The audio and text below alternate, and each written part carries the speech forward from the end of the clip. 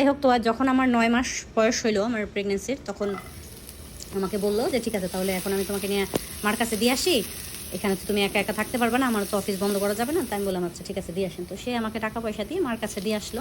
তো কিছুদিন পরে যখন আমার বেবি হবে আমি হসপিটালে গেলাম, তাকে ফোন দিলাম। ফোন দেওয়ার পরে সে আসতে পারতেছিল না, সে তারপরও বেবি হওয়ার আগে সে আসছে, মানে একটু আগ মুহূর্তে হসপিটালে যাওয়ার গেছি আমরা, ওইখানে সব কিছু ঠিকঠাক করছি, একটু আগ মুহূর্তে সে আসছে।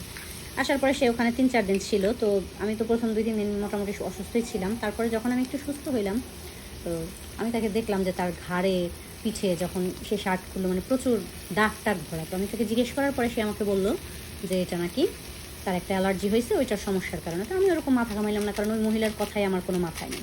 তারপরে আমি যে বাড়িতে ভাড়া থাকতাম ওইখানে যে পাশের রুমের যে ভাবি ছিল সে আমাকে একদিন ফোন দিয়ে বললো যে ভাবি, আপনার হাজব্যান্ড একটা মহিলাকে নিয়ে বাসায় আসছে।